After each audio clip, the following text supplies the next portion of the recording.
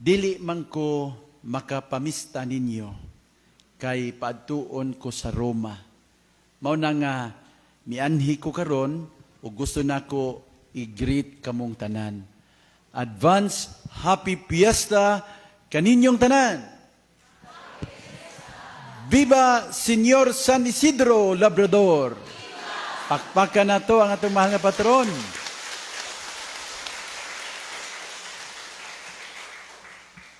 Are you happy today? Yes. Pag-chore mo ba? Malipayon mo karong adlaw? Yes.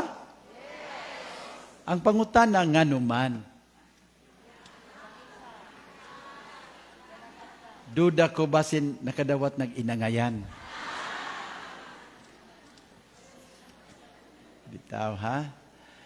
Narabay panultihon nagaingon, joy is not the absence of problems or trials. It is the presence of God. Amen? Amen. Ang tinuod ko nga kalipay, naa sa presensya sa Diyos. No? Akong pag-ampog panghinaot nga ang mga taga San Isidro, karong adlaw, malipayon sila. Tungod kay nabati nila ang presensya sa Diyos sa ilang kinabuhi. Pakpakan na to ang mga taga San Isidro.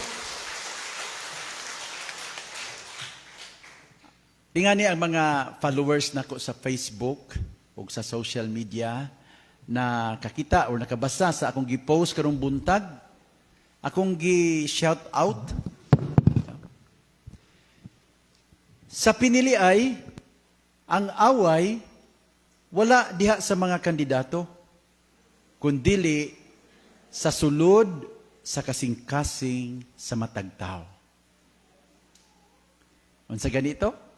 Sa piniliay, ang away wala sa mga kandidato, kundili sa sulod sa kasing-kasing sa matag tao. Kini mao ang panagbugno tali sa maayo ug sa dautan diha sa sulod sa matag usa kanato. So, the crucial battle is not between candidates, but between good and evil in each of our hearts. Dunay usa ka guro, an old teacher, na respected, nagtudlo siya sa mga kabataan niya. Iyang gipasabot ang mga kabataan nga sa matag tao, diya sa sulod silang kasing-kasing, na ay karnero o globo nga kanunay yung kaaway, gabugno, matag adlaw, gabugno, kining karnero o globo, diya sa sulod sa kasing-kasing sa matag tao. Unya, ang usa ka gamayng batang lalaki nangutana, teacher, kinsa may mudaog aning duha? Sa ilang panagbugno, kinsa may mudaog? Nya, ang teacher, ang guro, mitubag, tiyadong, ang mudaog, kadtong kanunay nimo gipakaon. Katong kanunay nimo gipakaon. Ang kaayo ug ang kadautan, ang karnero ug ang lubo, naa sa atong tagstag sa mga kasing-kasing. Kada adlaw ni sila magbugno, di ba kabantay mo? Tintalon ta nga magbuhat og dautan. Yan apoy mo agni nato nga pagbuhat og maayo. Now, kada adlaw ni it's a struggle between good and evil. Yakin sa may mudaog. Kadtong kanunay nato nga gipakaon. Kung kanunay ta nga magbuhat og maayo, kanunay ta nga musabot, kanunay ta nga mutabang, maluoy, mupasaylo, andam nga mudawat sa isig ka tao. Mudaog yun ang karnero. Pero kung kanunay ta mo bas, kanunay ta nga marites, kanunay punta mo sol-sol, marisol punta, kanunay. Kanunay ta nga mamintaha, kanunay ta mo laog, kanunay ta mangayo, di ta ka mamuhatag, kanunay ta nga magpahari sa garbo, sa atong kaugalingon, kanunay ta nga maghari-hari sa ubang tao, na mudaog yun ang lubo. Mga igsoon, ang pinili ay crucial kayo. Kay kini man gud ang atong kaugmaon. Ang ugma ba? Dili lang sa atong kagalingon, kundi sa atong mga anak, no? Now, naagyod ang panagbugno sa kaayo o kadautan. Inyo na mabati, matag adlaw. Ang problema kung ang atong padaugon ang lubo, ang kadautan. Mahimo magita nga mupili og maayo. Di ta managad anang di ta tagdo ng mga inangayan, di ta maghuwat anang mga uwan-uwan, no? Bisag taligsik, di ta pabuton, makahilanat na. Makahilanat na sa tong kalag, no? Pinili ay man ni, kahigayunan man ni, gitagaan ta sa Ginoo og kagawasan nga mupili ba? Nya, mupili lang dahi ta kung hungitan ta. Mupili lang dahi ta kung gasolinahan ta. At sa una bitaw nga di man mo lihok among tudlo, di man mo agi among bulpin kung way uwan-uwan nga mo. Maana ita ta? Ha? Muhuwat dita. Sayang no? Kay kagawasan ko ng gihatag sa Ginoo nimo. Ayo uri kag tangtango nas Ginoo nimo. Ha? Nya kana bitawng pangisip, pagsabot, dili ba na gihatag sa tanang tao? Nabiyay ubang mga tao nga wain tao saktong pangisip. Maluoy mo nila di. Maluoy. Unya kita, gitagaan tig pangisip, bulahan na ta kaayo. Pangisip, unya gahom sa pagpili. Unya atong usikan, atong pabayloan. Dako na nga insulto nimo og sa Dios nga naghimo nimo. So mga igsoon, ako lang ning gipaabot ninyo para bitaw nga makaamgo na ta.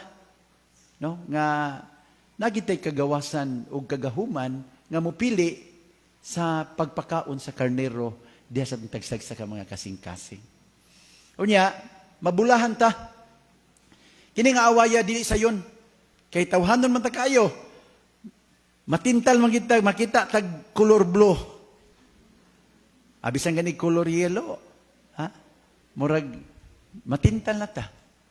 Unya maibog ta, masuko ta. Kung wa tayo ato, tuwa sa itong silingan, mao nga inig kagabi, karong gabi, mangamang, magpakamang ta. Yan masuko ba tao, itong asawa, di makamang kapil. No?